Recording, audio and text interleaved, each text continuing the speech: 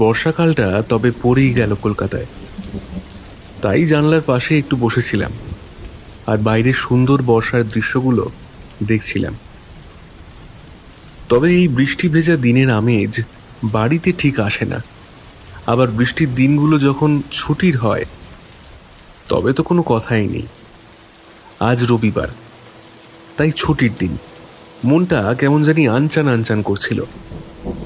এই বৃষ্টির দিনেই তো তারানাথের কথা মনে পড়ে সব থেকে বেশি। সারা সপ্তাহ যখন অফিসের গাদাগুচ্ছের কাজ করে ক্লান্ত হয়ে পড়ি, তারানাথের গল্পগুলো যেন ওষুধের মতো কাজ করে। মানুষটা জীবনে এত অভিজ্ঞতা যে কি বলবো। অল্প বয়সী সাধুসঙ্গ আর সাধনায় নিজেকে বিলিয়ে দিয়েছিলেন। তাই কত শত ওনার জীবনে ঘটে যাওয়া কাহিনী আমাদের শোনান। সেগুলো কতটা সত্যি তা নিয়ে আমাদের একটু সন্দেহ আছে। তবে ছুটির দিনে আড্ডায় এইরকম কিছু গল্প হলে ভালোই হয়। মানুষটা কখন যে আমাদের কাছে এত প্রিয় হয়ে উঠেছেন বুঝতেই পারিনি। আমরা বলছি কারণ আমি আর আমার বন্ধু কিশোরী সেন দুইজনই একসাথে যাই আমরা ঠাকুর মশাইয়ের বাড়ি। আর কিশোরী যতই গল্পগুলোকে নিয়ে একটু হাসি মজা করুক না কেন, মন থেকে তারানাথকে বেশ ভালোবাসে। আর হবে নাই বা কেন?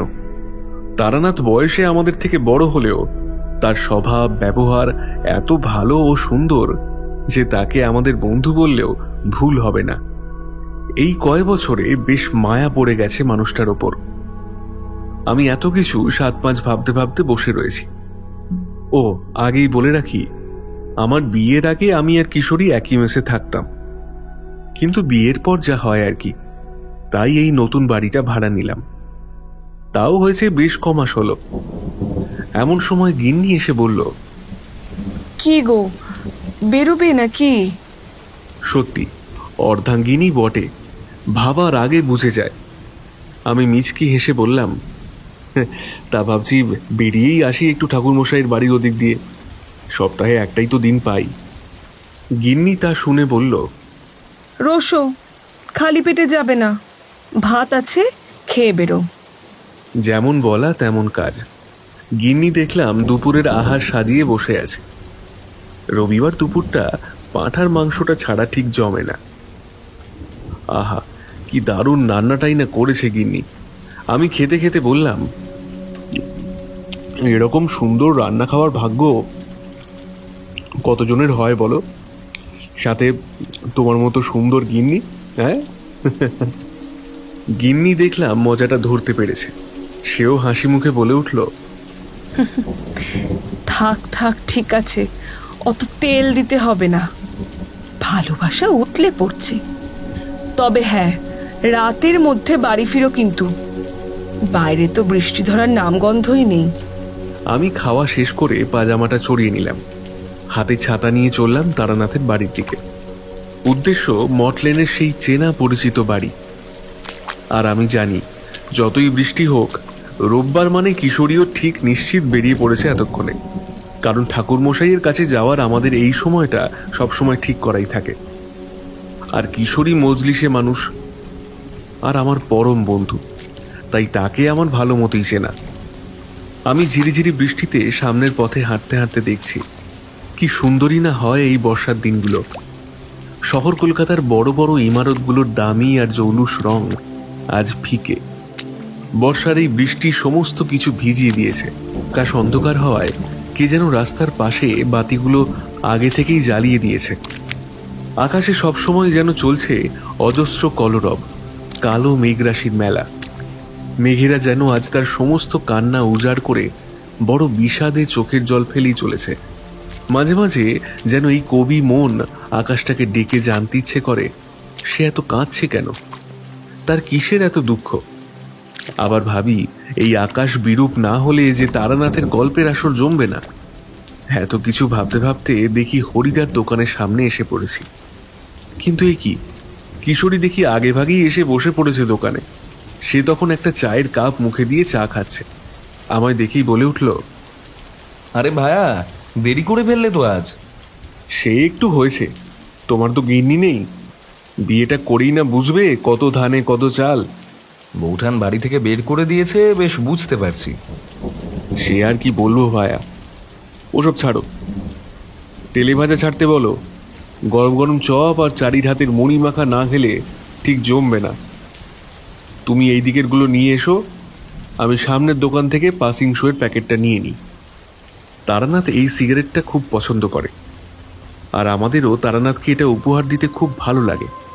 সে তার ভান্ডার আর অভিজ্ঞতা দিয়ে যে গল্পগুলো আমাদের বলে, তার কাছে এই উপহার তো নস্যি মাত্র।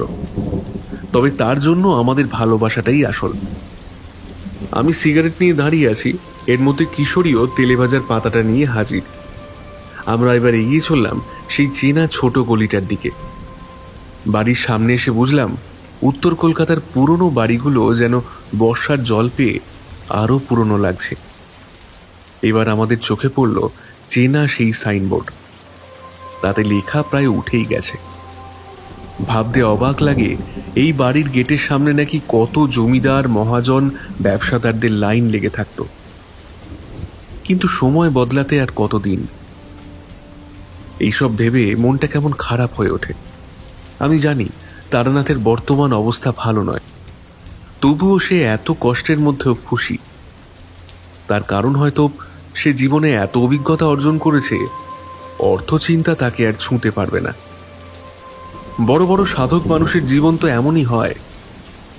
এই সমস্ত কারণে তারানাথের ওপর ভালোবাসা বেড়ে যায়। এবার আমরা এগিয়ে গেলাম চেনা পরিচিত সেই দরজার দিকে। সামনের দরজায় হাতল দিয়ে কড়া নাড়লাম। কিছুক্ষণের মধ্যেই দোর খুলে সামনে বেরিয়ে এলো তারানাথের মেয়ে চারি। আমাদের দেখেই বলল, আরে কাকা বাবুরা যে, অনেকদিন পর এই পথে। আসুন আসুন, ভেতরে আসুন, একদম ভিজে গেছেন। আচ্ছা, আপনারা ছাতা রেখে হাত পা ধুয়ে ফেলুন, আমি আপনাদের জন্য গামছা নিয়ে আসছি।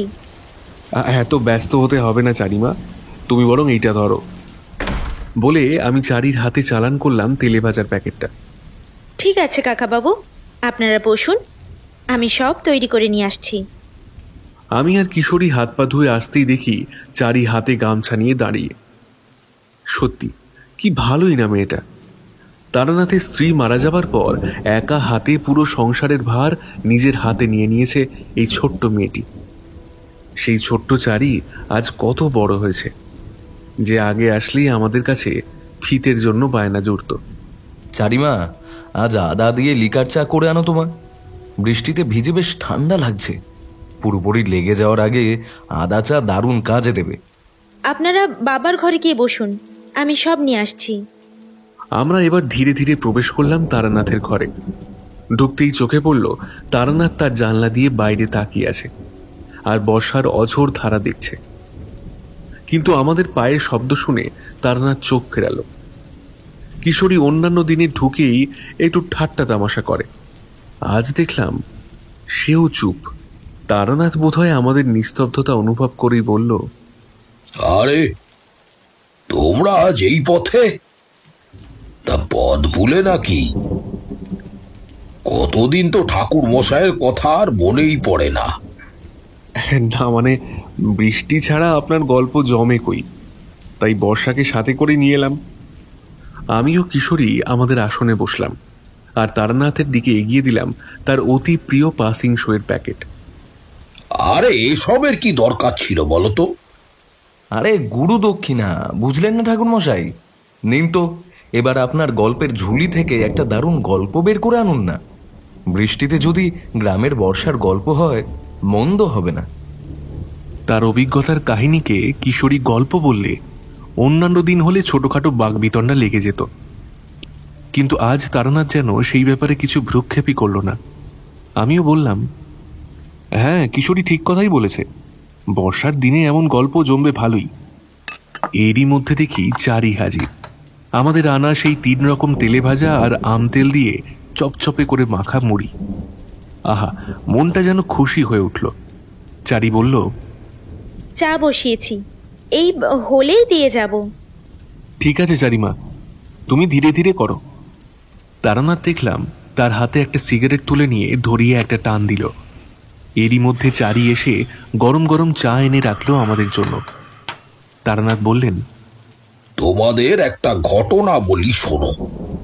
এ যে মেঘ না চাইতেই জল, তারানাথ নিজের থেকেই আজ গল্প বলা শুরু করছে, এটা সচরাচর হয় না। কিশোরী বলল, হ্যাঁ হ্যাঁ ঠাকুর মশাই, তাই হোক, আপনি বলা শুরু করুন। হ্যাঁ, এবার আমি যে ঘটনা তোমাদের বলতে চলেছি এ এক গ্রামকে ঘিরে। সেই গ্রামের নাম হলো কুসুমগঞ্জ। তোমরা কুসুমগঞ্জের নাম শুনেছ? কই না তো। হ্যাঁ, তা না শোনারই কথা। কুসুমগঞ্জ হলো দক্ষিণ বাঁকুড়ায় অবস্থিত জঙ্গলমহল ব্লকের ছোট একটি প্রত্যন্ত গ্রাম।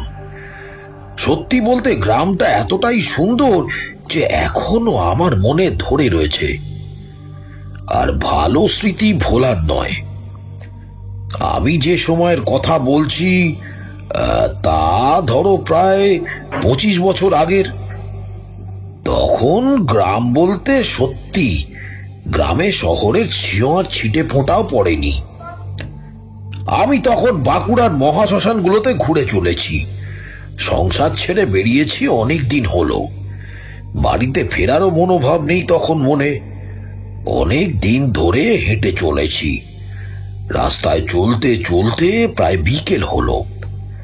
আমি তখন শাল পিয়াল বটবৃক্ষের জঙ্গলের মধ্যে দিয়ে এক সরু বনবীথি দিয়ে হাঁটছি।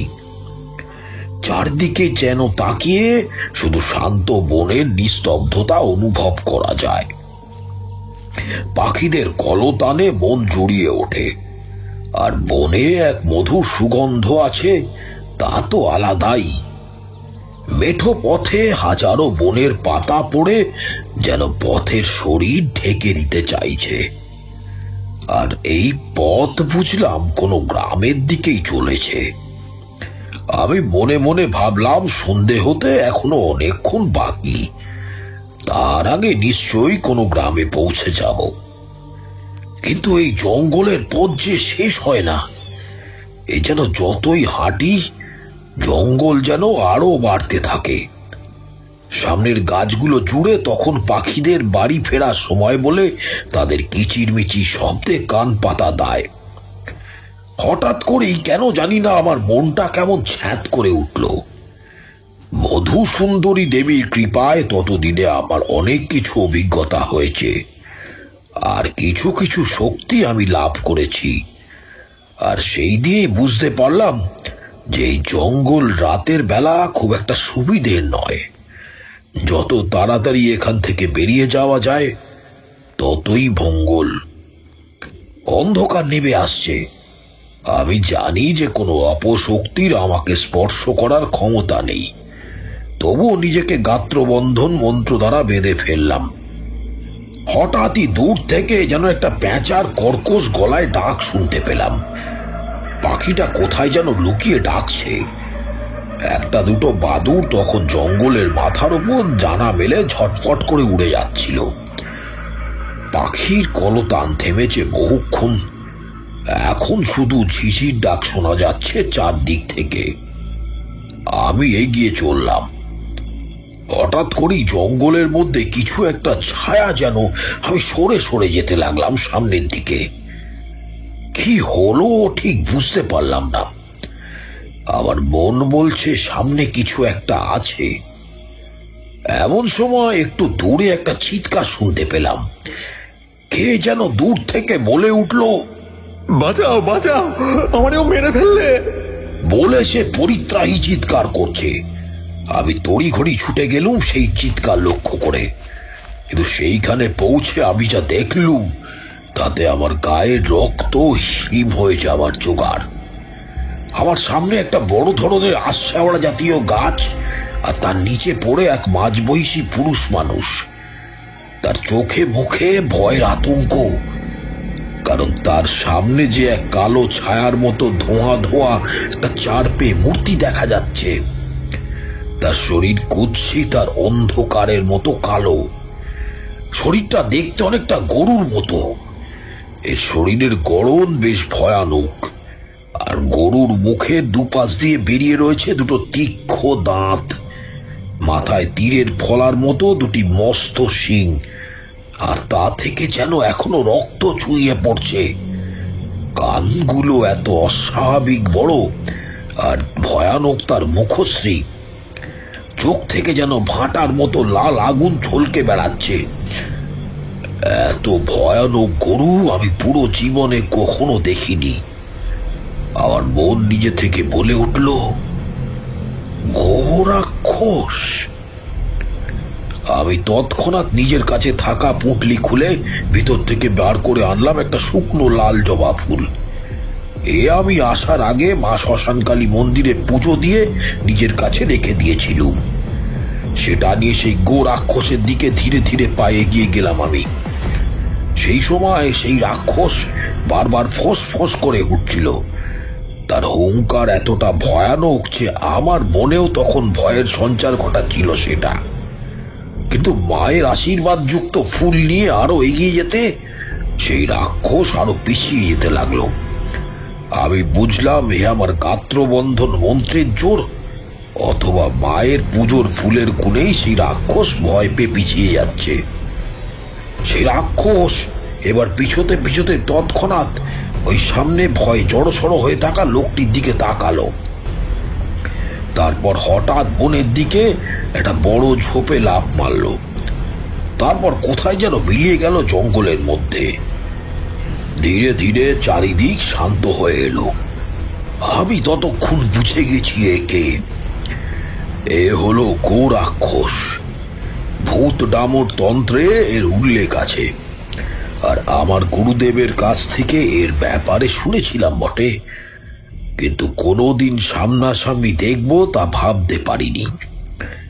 শুনেছি এরা খুবই ভয়ানক হয়, কিন্তু আমার বোন বারবার এটাই বলছিল, এখানে এই গোরাক্ষস আসবে কিভাবে? এ হলো রাক্ষস রূপী এক গাভী। কি ভয়ানক তার রূপ! আমার এখনো চিন্তা করলে গা হাত পা ঠান্ডা হয়ে যায়। কিন্তু কি একটা জিনিস আমি ওই গরুটির চোখে দেখেছিলাম, আর যা দেখেছিলাম তা হলো তীব্র প্রতিহিংসার আগুন। সে যেন প্রচন্ড আক্রোশে এমন রুদ্র রূপ নিয়েছে। সে যাই হোক, আমার সাহস কোনোদিনই কম ছিল না, তাই আস্তে আস্তে সামনে অচৈতন্য লোকটির দিকে এগিয়ে গেলাম। বেজায় ভয় পেয়ে লোকটি জ্ঞান হারিয়ে ফেলেছে। আমি হঠাৎ আজ না এসে পড়লে এই মানুষটির জীবনের হয়তো শেষ দিন এটাই হতো। আমার ঝোলার মধ্যে জল ছিল, আমি ওকে আমার থেকে সামান্য জল চোখে মুখে ছিটিয়ে দিতেই লোকটা উঠে বসলো। আমার থেকে আরেকটু জল খেয়ে লোকটা আমার পা ধরে লুটিয়ে পড়ল আর বলল, আপনি কে বাবা? হঠাৎ করে এই জঙ্গলের পথে ভগবানের মতো উদয় হয়ে আমায় রক্ষা করলেন।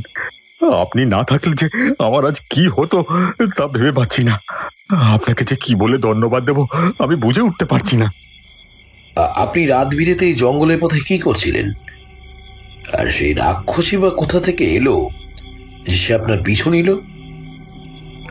চলুন, উঠুন, সামনেই মনে হয় আপনাদের গ্রাম। আমি ওই দিকেই যাচ্ছিলাম। পথে যেতে যেতে সব খুলে বলুন আমাকে। সেই ভালো হবে খন ঠাকুর মশাই, এই পোড়া জঙ্গলে আর এক মুহূর্ত দাঁড়ানো উচিত হবে না। চলুন, আমার বাড়িতে চলুন। অন্ধকারে দুজনেই পথ চলতে থাকলাম। সেই লোকটা চলতে চলতে বলা শুরু করলো, ঠাকুর মশাই, আমার নাম হলো রথীন্দ্রনাথ। এই কাছের সামনের গাঁয়েই আমার বাড়ি। সে বেশি দূর না, কিন্তু আপনাকে যে কি বলে ধন্যবাদ দেব। আরে এতে ধন্যবাদের কি আছে? মানুষ বিপদে পড়লে তাকে রক্ষা করাটাই তো আসল মানব ধর্ম, আর আমার গুরুদেব সর্বদা তাই শিখিয়েছেন। আপনি নিশ্চিত সাধু পুরুষ, তাই না ঠাকুর মশাই? তাই জঙ্গলের পথ দিয়ে আপনি আসছিলেন কোথা? আমাকে গায়ে নাকি? আরে না না, আমার নাম হলো তারানাথ চক্রবর্তী। আমি মায়ের এক অন্ধ ভক্ত। মায়ের টানে ছুটে চলি পথে পথে। আমার যাওয়ার নির্দিষ্ট কোনো গন্তব্য নেই। সে আমার কথা শুনে উত্তেজিত হয়ে বলল, আপনি আমার বাড়ি চলেন ঠাকুর মশাই। আপনি আমার প্রাণ রক্ষা করেছেন, আর বামুন মানুষের পা পড়লে আমার বাড়ি ধন্যী হবে ঠাকুর। তখন আমার না বলার মতো কোনো উপায়ও ছিল না, কিন্তু আমি তৎক্ষণাৎ জিজ্ঞাসা করলাম, এই যে অদ্ভুত বিভীষিকা আজ তোমার প্রাণ নিতে যাচ্ছিল, তার কারণ কি? আর হঠাৎ করেই তা এলো কি করে? সে একটা বড় কাহিনী ঠাকুরমশাই। এই গরু কার তাও আমরা জানি, কিন্তু ও যে কেন ফিরে এলো তা আমরা জানি না। আসলে আজ থেকে প্রায় 4 মাস আগের কথা। তখন দিয়ে এই ভয়ানক রাক্ষসে গরুর আবির্ভাব হয়। আসলে এ হলো আমাগো নিরু গোয়ালার গরু ঠাকুরমশাই। আমাগো গাঁয়ের কারো ওকে চিনতে অসুবিধা হয় না। এক সময় এই নিরু গোয়ালা এই গ্রামেরই বাসিন্দা ছিল। ও কিন্তু গোয়ালা ছিল না, বা ওর অনেক গরুও ছিল না। সে ছিল এই ভাগ চাষি, আমাদের জমিদার মশাইয়ের কাছে। জমিদার বাড়ির নিজস্ব জমিতে ভাগ চাষির কাজ করত। খুব মন ভোলার ভালো মানুষ ছিল নিরু, জানেন। চারকুলে কেউ ছিল না তার। কোনোদিন কাউরে ওর খোঁজ খবর নিতেও শুনিনি। সে ভালোই ছিল। অল্প একটু রোজগার যা করতো চাষবাস করে, তাই দিয়েই একার পেট ভালোভাবেই চলে যেত ঠাকুরমশাই। কিন্তু ওর একটাই প্রাণের বন্ধু ছিল, জানেন। ওর ওই সাদা রঙের একটা সুন্দর গরু। ওই গরুটাকে ও প্রাণের থেকেও বেশি ভালোবাসতো। ওকে নিয়ে আর চাষবাস করেই ভালোই দিন চলতো ওর। আর চাষের কাজে লাঙল টানতে গরুটা ওকে সাহায্য করত। ওই ছিল ওর সব কিছু। গ্রামের মানুষ তাই ওকে মজা করে নাম দিছিল নিরু গোয়ালা। সবকিছু কেমন ভালোই চলছিল, জানেন ঠাকুরমশাই। কিন্তু হঠাৎ করেই আগের কমাস এদিকে বৃষ্টি নাই। ধান মাঠে শুকিয়ে জ্বলে যাওয়ার জোগাড়, চাষিরা তো পথে বসার জোগাড়। কিন্তু এইসব গ্রামের বেশিরভাগ জমি হলো জমিদারের। জমিদার রুদ্রনারায়ণ খুব একটা ভালো লোক ছিলেন না। এমনিতেই সেইবার ফসল হয়নি, চাষিদের অবস্থা খারাপ। কিন্তু জমিদার মশাই তো সে কথা শুনবে না। চাষিরা জমিতে চাষ করেছে, তার মানে তার খাজনা দিতেই হবে সবাইকে। কত চাষি তো খাজনা না দিতে পেরে জমিদারের লাঠিয়ালদের হাতে মার খায়। কিন্তু সবাইকে কিছু না কিছু দিয়ে জমিদারের খাজনা দিতে হয়। কিন্তু নিরুর এমনিতেও ছিল না কিছু। এমনি সে একটু মন ভোলা ছিল। সে কি বা দেবে? থাকার জন্য আশ্রয়টুকু ছাড়া যে তার কিছুই ছিল না। কিন্তু সে জমিদার কিছুতেই শুনতে রাজি না। সে যে প্রকারই হোক খাজনা আদায় করবেই। আর জমিদার মশাই শোনেন ওর সুন্দর গরুটার কথা। তিনি তখন সেটাকেই ধরে নিয়ে আসতে বলেন। নিরু বেচারার প্রাণের চোখ প্রিয় গরুটিকে ওর সামনে কেড়ে নিয়ে যাওয়া হয়। নিরুর চোখের জল সেই দিন পুরো গ্রাম দেখেছিল। সে বাধা দিতে আসলে তাকে লাঠি দিয়ে বেধড়ক মারধর করা হয়। সেই দিন ওই গরুটির চোখেও জল ছিল। গ্রামের মানুষও তা বুঝতে পেরেছিল, কিন্তু বোঝেনি শুধু সেই জমিদার আর তার লাঠিয়ালরা। তারা গরুটিকে নিয়ে চলে যায়। জমিদার মশাই নাকি এও ভেবেছিলেন ওই গরুটিকে বেচে দিয়ে যা টাকা পাবেন তার বিনিময়ে নিরুর খাজনা নেবেন। কিন্তু ভালোবাসা অদ্ভুত জিনিস ঠাকুরমশাই। কিভাবে জানি না পরের দিন গ্রামের এক পানা পুকুরে ডুবে মরে নিরু। সবাই বলে নিরু ওর গরুটার মায়ায় আত্মহত্যা করেছে। তাতে কারোর কিছু আসলো গেল বলে মনে হলো না। কিন্তু জানেন ঠাকুরমশাই, পশুরা অনেক কিছু বোঝে। নিরুর গরুটাও যেন জমিদারের গোয়ালে কিভাবে মারা যায়, এমন অদ্ভুত ঘটনা আমাদের জীবনে প্রথমবার দেখি আমরা। কিন্তু তারপর থেকেই আমাদের গ্রামের ওপর নেমে আসে এক গো রাক্ষসের ছায়া। সে যেন পণ করেছে সবাইকে শেষ করবে। আর এইভাবেই মাসখানেক আগে একটা গরুর শিং দিয়ে গুঁতিয়ে পেট ফুঁড়ে রক্ত বেরিয়ে আসা পরপর 2টো মৃতদেহ উদ্ধার হয় গ্রামের এদিক ওদিক থেকে। আমাদের গ্রামের মানুষ বুঝতে পারে ও কে ঠাকুরমশাই। ও হলো সেই নিরুর গরু। সে প্রতিশোধ দিতে ফিরে এসেছে রাক্ষস রূপে ঠাকুরমশাই। আর এইভাবেই রাত বিরেতে মানুষ পেলেই তাকে হত্যা করছে সেই রাক্ষস। আজ আপনি ছিলেন বলে আমি প্রাণে বেঁচে গেলাম ঠাকুরমশাই। আমি আমার জীবনে এমন ঘটনা কোনো দিন শুনিনি। এই গো রাক্ষসের কথা শুনে আমার মনটা কেমন করে উঠল। সত্যি মানুষ এত নির্দয় হতে পারে? ভালোবাসা জিনিসটা এমন, একে আলাদা করা যায় না। আমি বুঝলাম ভগবান আর অদৃষ্টির টানেই হয়তো আমার এখানে আগমন। এই সাধারণ মানুষগুলোর প্রাণ আজ বিপন্ন প্রতিশোধ স্পৃহার জন্য। আর এখন কিছু না করলে এরা পর পর মারা যাবে। সেই রাক্ষস গ্রামের কাউকে রেহাই দেবে না। কথা বলতে বলতে আমরা ধীরে ধীরে জঙ্গল পেরিয়ে প্রবেশ করলাম গ্রামের পথে। সামনে এবার তাও কয়েকটি কুঁড়ে ঘর দেখা যেতে লাগলো। আমি বুঝলাম আমরা গ্রামে পৌঁছে গেছি। আমরা হেঁটে এবার গ্রাম বরাবর একটা বড় ধরনের পাকা বাড়ির উঠোনে গিয়ে দাঁড়ালাম। রথীন্দ্র বাড়িতে ঢুকে তার গিন্নিকে হাঁক দিল, কই গো, দোর খোলো, কে এসেছে দেখো আমার সাথে। সঙ্গে সঙ্গে দরজা খুলে সামনে বেরিয়ে এলেন মাথায় ঘোমটা দেওয়া এক মহিলা। তিনি আসতেই রথীন্দ্রনাথ বলল, ইনি হলেন ঠাকুর মশাই, ওনাকে ঘরে নিয়ে চলো, আর পা ধোয়ার জল নিয়ে এসো শিগগির। আজ ওনার জন্য আমি প্রাণে বেঁচে ফিরে এসেছি, না হলে এতক্ষণে সব শেষ হয়ে যেত। ঠাকুর মশাইয়ের যেন কিছুতে অসুবিধা না হয় সেদিকে লক্ষ্য রাখবে। সেই কথা শুনে ওনার গিন্নি চোখে যেন জল দেখতে পেলাম। তিনি আমার জন্য জল এনে আমার পা ধুয়ে দিতে যাবেন। আমি তাকে বারণ করে তুলে বললাম, মাগো, তুমি আমার পায়ে হাত দিয়ে পাপের ভাগ করো না মা। তুমি যে আমার মায়ের মতো। কি সৌভাগ্য আমার, ব্রাহ্মণ মানুষদের পা পড়েছে আমার বাড়িতে। আর কি বলেছে আমি আপনাকে ধন্যবাদ দেব ওনার প্রাণ রক্ষার বিনিময়ে, তা বুঝতে পারছি না। আমি এবারে বললাম,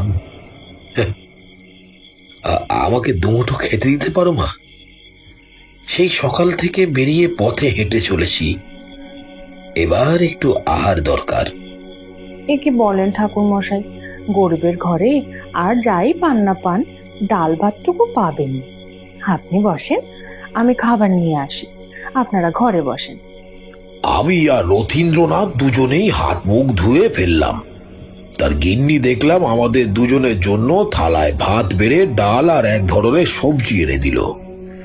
আমি মনে মনে বললাম, এই রাতে হঠাৎ করে কারো বাড়ি খাওয়ানোর মন এই সহজ সরল গ্রামের মানুষেরই থাকে। সেদিন রাতে তেমন আর একটা কথা হয়নি, কারণ সারাদিন পথ চলে আমিও ক্লান্ত ছিলাম, আর খাওয়াটাও একটু বেশি হয়েছিল। তাই হয়তো বিছানায় পড়ার সাথে সাথেই ঘুমে জড়িয়ে এলো আমার চোখ। ধীরে ধীরে আমি ঢলে পড়লাম গভীর ঘুমে। তা ঠাকুর মশাই, এ আবার হয় নাকি? অনেক রাক্ষসের নাম শুনেছি, কিন্তু গোরাক্ষস এও সম্ভব নাকি? এই রে, বোকা বোকা প্রশ্নটা করেই ফেলল কিশোরী। তারানাথ গল্প বলার মধ্যে ছিল, কিশোরীর কথা শুনে তো সে বেজায় চটে গিয়ে বলল, এই হলো গিয়ে তোমাদের সময় ছেলে ছোকরার সমস্যা, কিছুই বিশ্বাস করতে চাও না। এই পৃথিবীতে যে কত অতি প্রাকৃতিক ঘটনা নিরন্তর ঘটে চলেছে তা কি জানো? এই জন্যই তোমাদের কিছু বলতে চাই না। আমি ব্যাপার বেগতিক দেখে সঙ্গে সঙ্গে কথা চাপা দিয়ে বললাম, ওর কথা ছাড়ুন তো, আপনি গল্পটা বলুন তো ঠাকুরমশাই। ও কিশোরী একটু মজা করছে আর কি। বুঝলাম চিড়ে ভিজেছে। তারানাথ আবার একটা সিগারেট বার করে ধরিয়ে নিল, তারপর একটা বড় সড়ো টান দিয়ে বলল,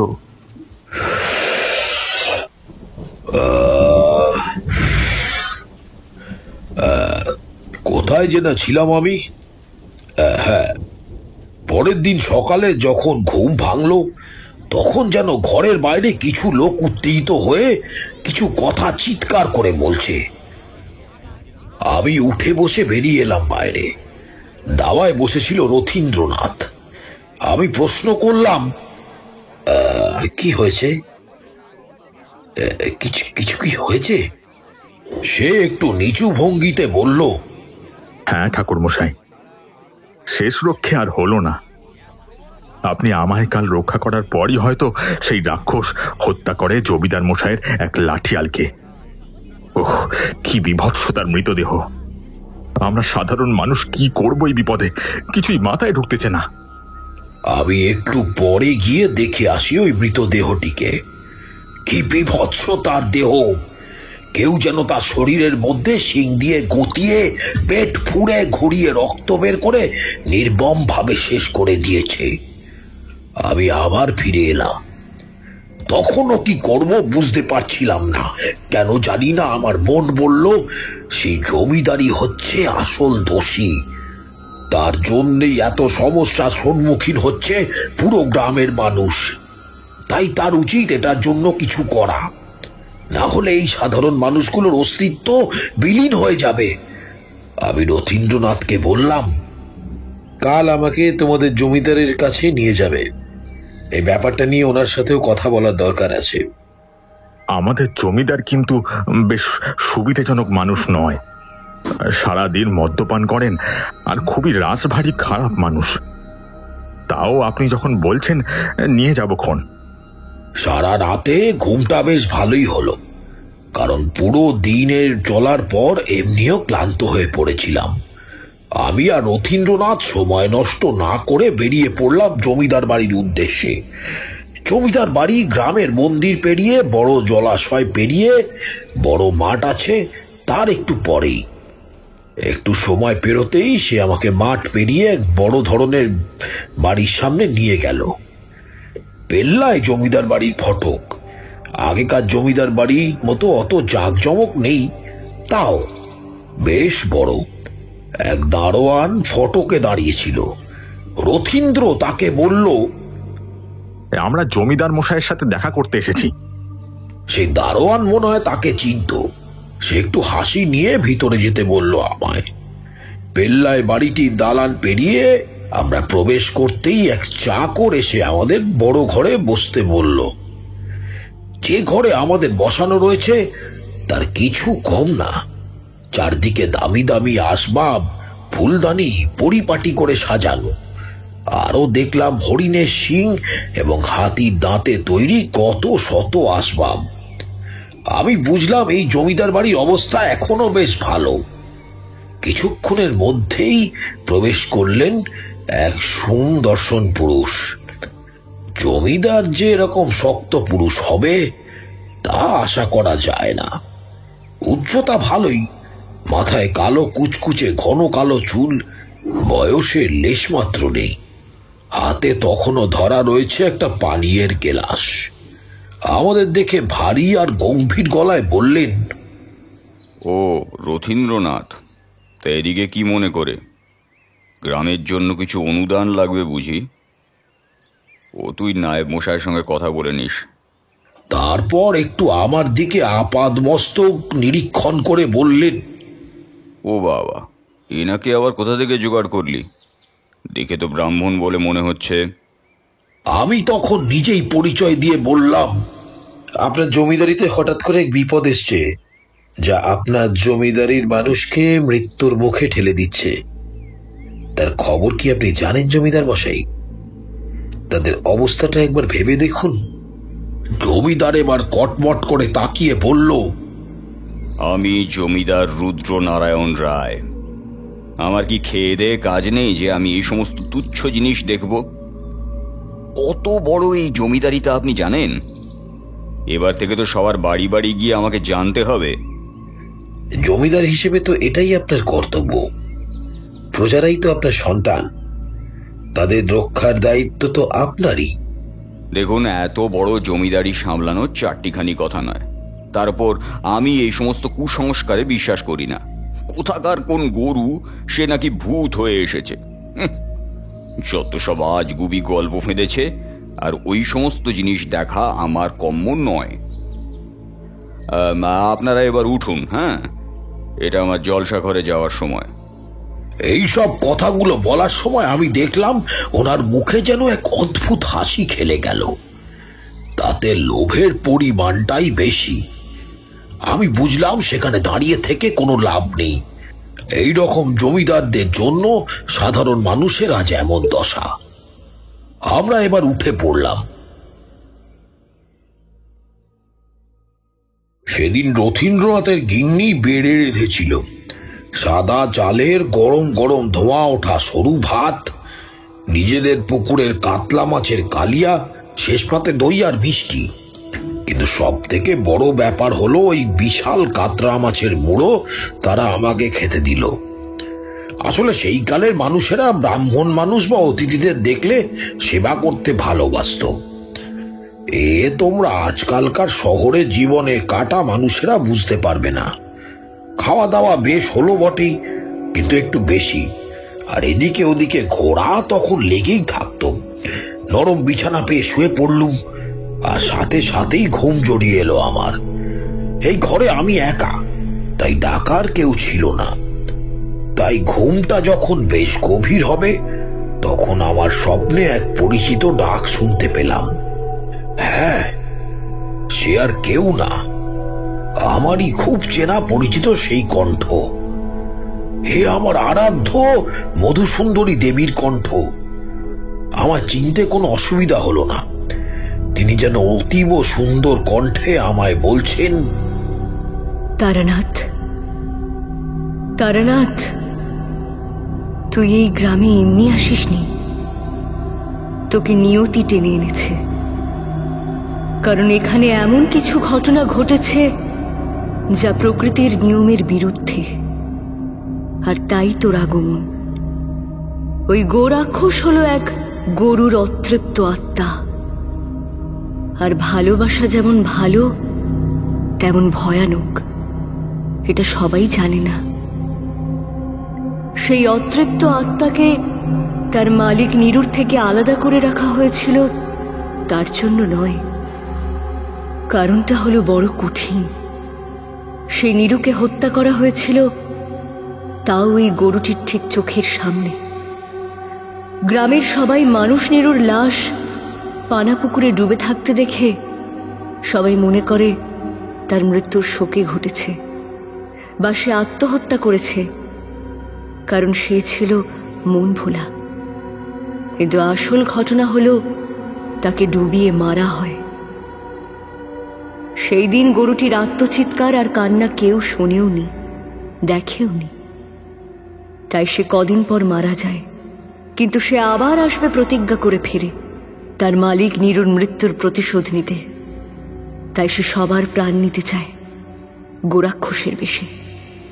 আর যারা যারা ওর মালিককে মেরেছিল তাদের শেষ না করে ওর শান্তি নেই। এখন আমার কি করণীয় দেবী? এইভাবে কি সাধারণ মানুষের মৃত্যু আমার চোখের সামনে ঘটবে তা চেয়ে চেয়ে দেখব? কর্মফল মানুষ হোক কি প্রাণী, তারা এখনই দেখে যায়। আর তার আত্মারও শান্তি ঘটবে শুধু তার প্রতিশোধের আগুন ঠান্ডা হলে।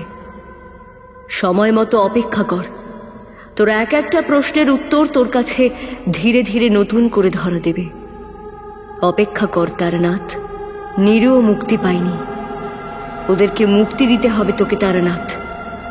আমি দেবীকে হাত জোর করে প্রণাম করলাম। এইটুকু বলে দেবী মিলিয়ে গেলেন। হঠাৎ করেই কেমন যেন স্বপ্নের মধ্যে যেমন দেবী দর্শন দিলেন, ঠিক তেমন ভাবেই চলে গেলেন।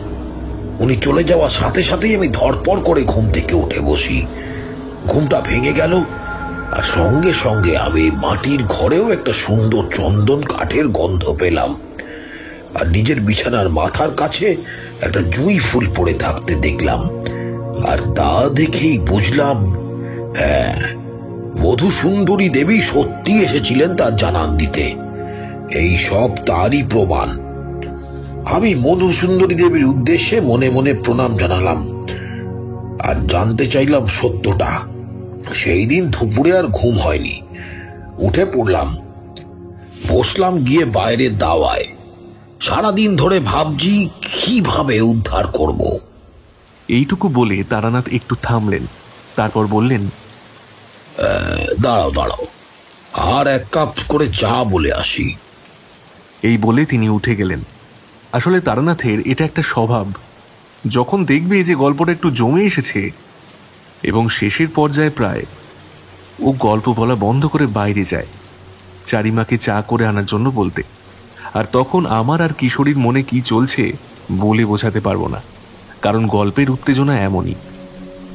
তাই তারানাথ আসার আগে আমরা দুইজন একটা করে সিগারেট ধরিয়ে নিলাম। তারানাথ যতই আমাদের সাথে বন্ধুর মতো মেশে, কিন্তু আমরা মানুষটার সামনে কোনো দিনও সিগারেট খাই না।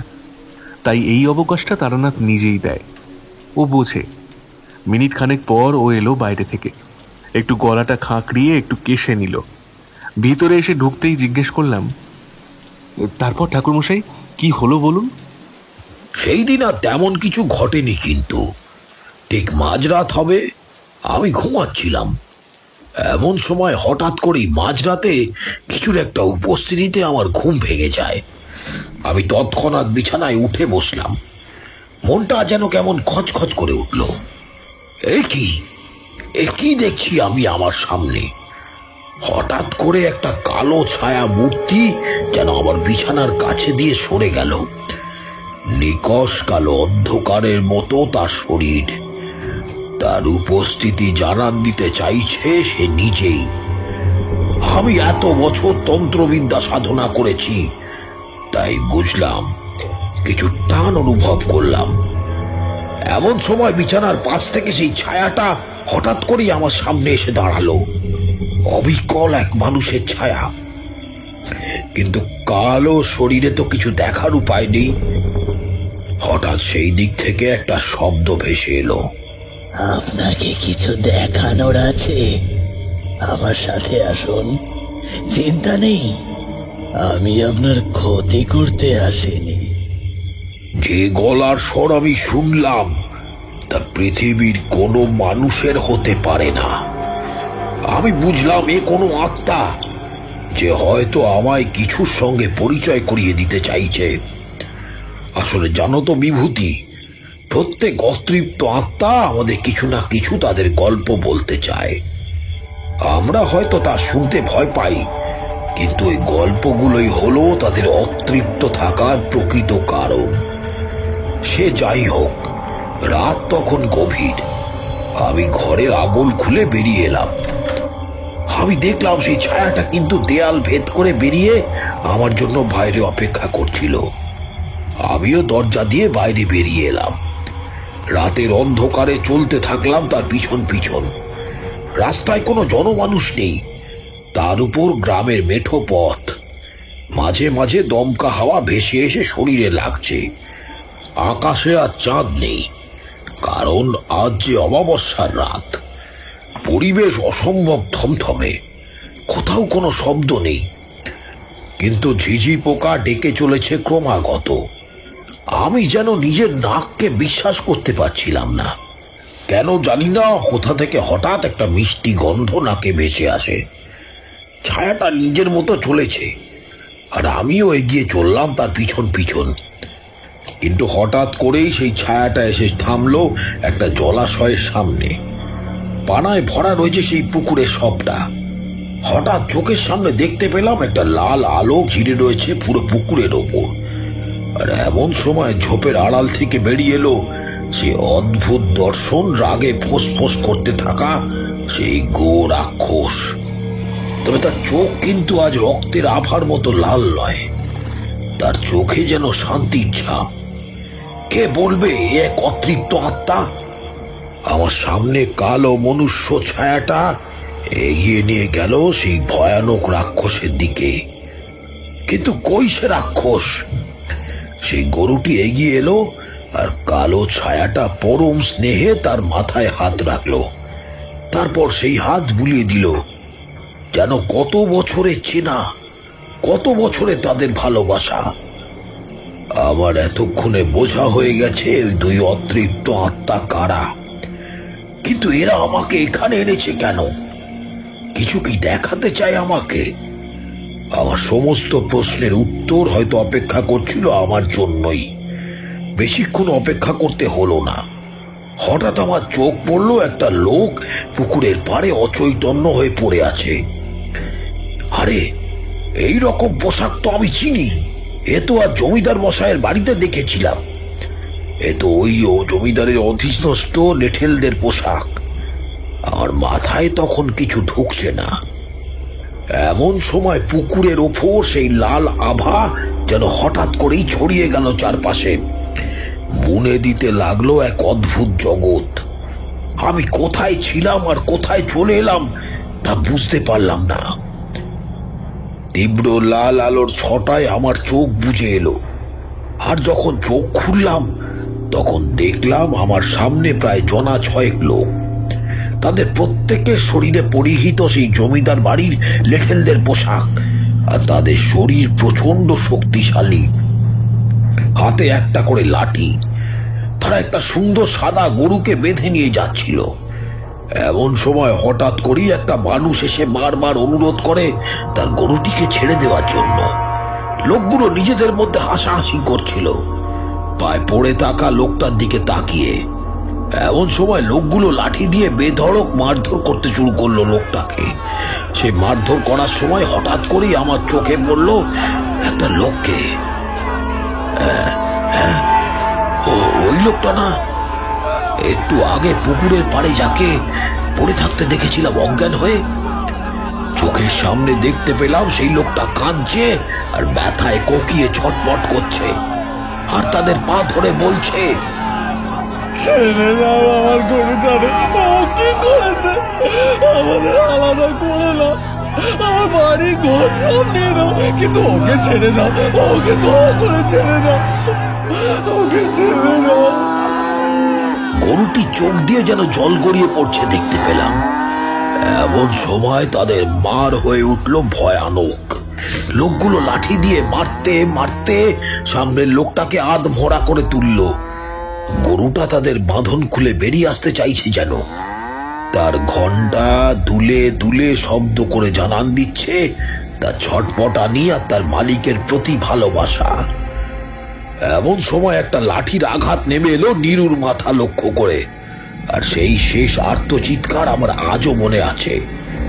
শরীরে কাঁটা দিয়ে ওঠে। তারা মৃত নীরুর দেহটা ছুঁড়ে ফেলে দিয়ে যায় ওই পানা পুকুরের জলে।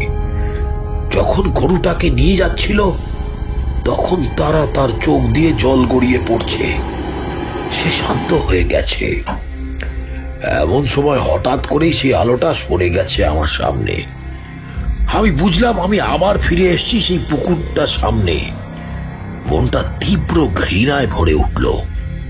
মানুষ বলতে নিজেকে যেন লজ্জা হচ্ছিল তখন। আমার মনের অবস্থা কেমন আশা করি তখন বুঝতে পারছ।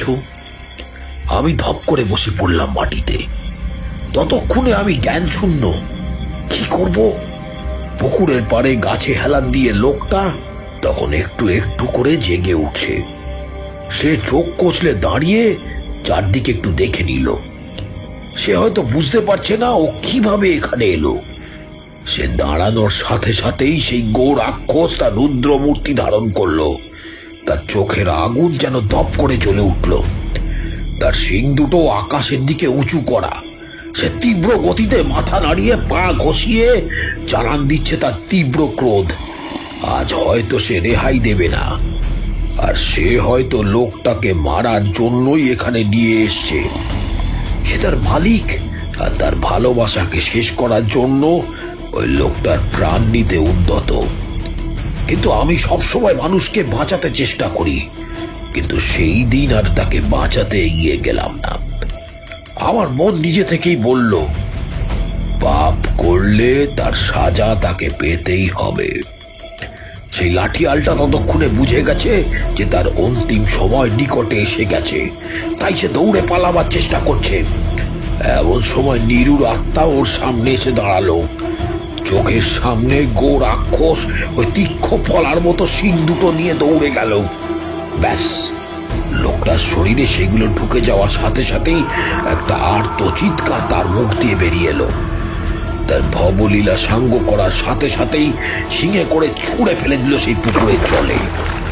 তারপর সেই দুই ছায়া মূর্তি এগিয়ে গেল পুকুর পাড়টার দিকে।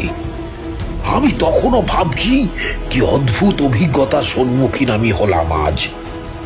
এইটুকু বলে তারানাথ একটু থামলেন, তারপর একটু ভারী নিঃশ্বাস নিলেন। আমরা বুঝলাম ঠাকুর মশাইয়ের বয়স হয়েছে, একটানা কথা বলতে একটু হয়তো অসুবিধাই হচ্ছে। কিন্তু অদ্ভুত লোকটার ক্ষমতা। এত সুন্দর একটা অভিজ্ঞতার গল্প বললেন, তাও এত সাজিয়ে। প্রতি মুহূর্তে মনে হচ্ছে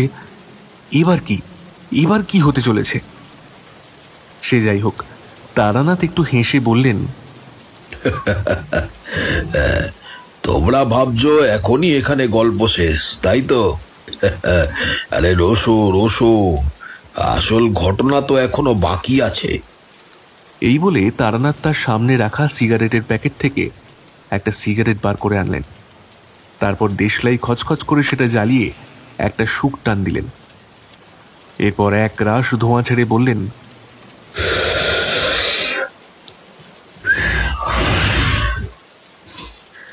সেই সময় নীরুর নিকষ কালো অন্ধকারের মতো প্রেত মূর্তি এগিয়ে এলো আমার দিকে। তারপরে বলল, ঠাকুর মশাই, আপনি হয়তো সবটাই জানেন, তবুও এই 6 লাঠিয়ালরাই আমার থেকে আলাদা করেছিল আমার প্রাণের প্রিয় গরুটিকে, আর সেই রাতে নির্মমভাবে পিটিয়ে হত্যা করে আমায়, আর শেষ অবধি আমার নিথর দেহটাকে ছুঁড়ে ফেলে দিয়ে যায় এই পানা পুকুরে।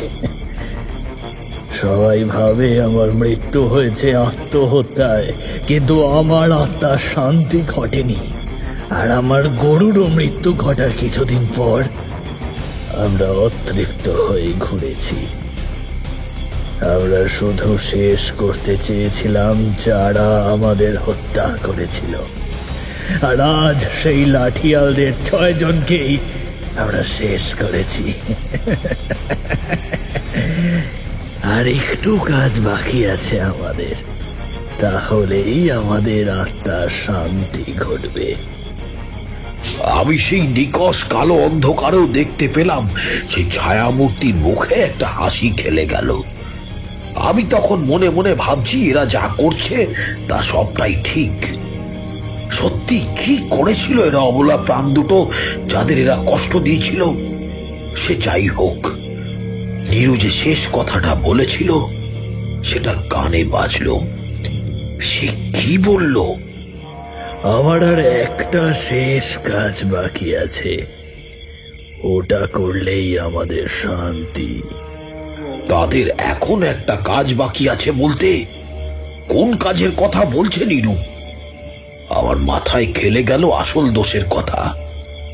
হ্যাঁ, সেই জমিদার যার কথাতেই লাঠিয়ালগুলোই কাজ করেছিল, আসলে তার সাজা দেওয়ার কথাই হয়তো তারা ভাবছে বা বলছে। আমি এবার এগিয়ে গিয়ে বললাম, তোমাদের প্রতি অন্যায় হয়েছে তা আমি জানি, ঈশ্বরও নিশ্চয়ই জানেন। তোমাদের আত্মার শান্তি কামনার জন্য আমি সব করব, কিন্তু দোহাই, আর মানুষের প্রাণ নিও না তোমরা। আমি আমার ক্ষমতা আর ঈশ্বরের আশীর্বাদে তোমাদের মুক্তি দেব। সেই আত্মা দুটি আমার দিকে তাকিয়ে বলল, না, তা হয় না। যে অন্যায় আমাদের সাথে হয়েছে তার সাজা আমরাই দেব। ওই জমিদারের আজই শেষ দিন, আর আমরা ওকে শেষ না করা অবধি আমাদের কিছুতেই মুক্তি নেই। আমি দেখলাম কথাটা বলার সময় ওদের শরীর থেকে যেন তেজ বেরিয়ে আসছে। চোখের সামনে পলক পড়ার আগে ওরা যেন আমার সামনে থেকে উবে গেল। আমি জানি ওরা কোথায় গেছে। আজ এমন পরিস্থিতিতে পড়ে আমাকে ভাবতে হচ্ছে আমার করণীয় কি। আমি জানি না আমায় কি করতে হবে। মধু সুন্দরী দেবী কি এই পথের কথাই আমায় বলেছিলেন? আমার সামনে এই বিপদের কথা, দোটানার কথা বলেছিলেন? তা আমার কাছে এখন পরিষ্কার হলো। আমি সেইখানে বসলাম, কারণ আজ ওদের আটকানো আমার পক্ষে সম্ভব নয়। আমার অবচেতন মনও যেন তা করতে চাইছে না। মনে মনে আরাধ্য দেবীর উদ্দেশ্যে বারবার এটাই বলছিলাম, ওদের অতৃপ্ত আত্মাকে শান্তি দাও, শান্তি দাও দেবী। হঠাৎ করেই এমন ওই পারে জঙ্গলের ভিতর দিয়ে বেরিয়ে এলো সেই গোরাক্ষস। তার শিঙে এখনো লাল রক্ত লেগে লাল হয়ে রয়েছে। তবে কি তার সেই জমিদারকে হত্যা করা হয়ে গেছে? হঠাৎ তার পিছন দিয়ে আবার বেরিয়ে এলো সে নীরুর অতৃপ্ত আত্মা।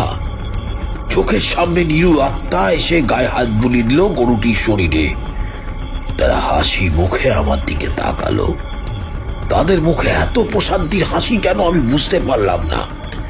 তারা আমার দিক থেকে বিপরীত মুখ হয়ে এগিয়ে যেতে লাগলো সেই জলাশয়টার দিকে। পুরো জলাশয়ের উপরে একটা নীলাভ আলো বিরাজ করছে, যেন দুই কালো ছায়ামূর্তির শরীর ধীরে ধীরে ফুটে উঠছে কালো অন্ধকারকে ছাপিয়ে। তাদের শরীর থেকে বিচ্ছুরিত হচ্ছে তীব্র আলো। তার দিকে যেন তাকিয়ে থাকা যায় না। এত আলো, তারা ধীরে ধীরে এগিয়ে গেল জলাশয়ের ঠিক মাঝখানে, আর তারপরে শেষ। অতি যত্নে নিডু আদর করে দিল তার গরুটির শরীরে। তাদের আর ওই রুদ্রমূর্তি নেই। কি ছিল জানো, তাদের চোখে আমি দেখেছি শুধু ভালোবাসা, আর সেই ভালোবাসার যেন অন্ত নেই। এই রকম কত ভালোবাসা রোজ খুন করা হয় এই পৃথিবীতে। তারা হয়তো জীবিত অথবা মৃত, কিন্তু তারা থাকে অতৃপ্ত।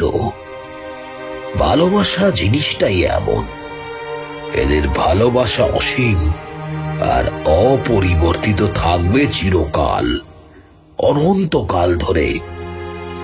ঈশ্বরও হয়তো ওদের ওইভাবেই সৃষ্টি করেছিলেন, আর এইভাবেই তাদের নিয়তি লিখেছিলেন।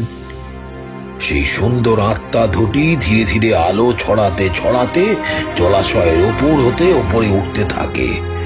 ওপরে উঠতে উঠতে এক সময় আসে তাদের আবছা হয়ে শরীরগুলি বিলীন হয়ে যায় মহাকাশে। আমি বুঝলাম ওদের আত্মা শান্তি ঘটেছে। সেই সময় আমার কেন জানি না মাথাটা ঘুরে গেল।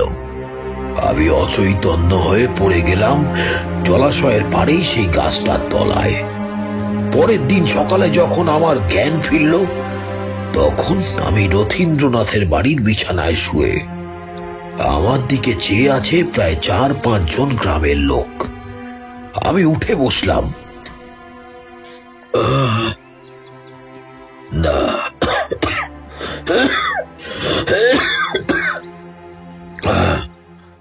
আমি ঠিক আছি, তবে তবে তবে আমায় একটু জল দাও, একটু জল।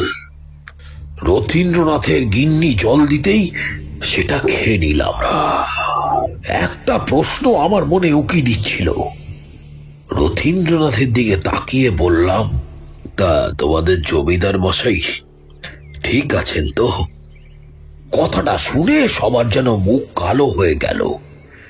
রথীন্দ্রনাথ আমায় বলল, না ঠাকুর মশাই, সেটাই তো বড় কথা। তা আপনি জানলেন কিভাবে? কাল রাতে সেই বিভীষিকাময় গো রাক্ষস ওই একইভাবে শেষ করে যায় জমিদার মশাইকে। আমরা সকালেই খবর পাই। তাতে অবশ্য কারো আফসোস নেই। ওই অত্যাচারী জমিদার গেছে, তাতে গ্রামেরই মঙ্গল।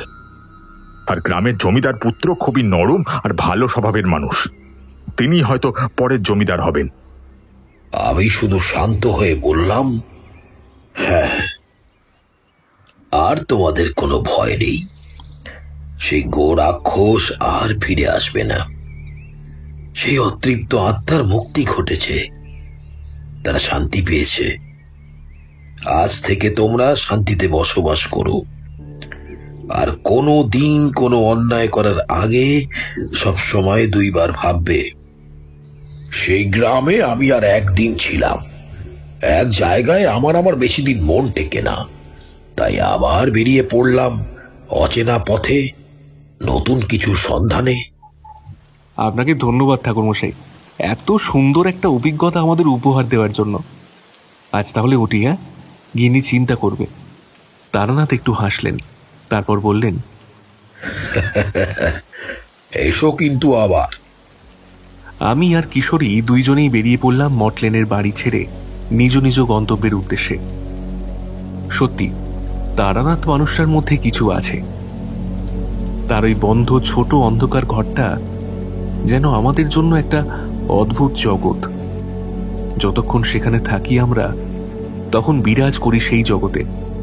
কিন্তু সেই মটলেনের ফুটপাতে এসে শহরের ডামাডোলে সবকিছু যেন ফিকে মনে হয়। আবার পরের ছুটির অপেক্ষা, কবে আবার যাব মটলেনের তারানাথের সেই বাড়ির উদ্দেশ্যে। আবার অপেক্ষা একটা সপ্তাহের।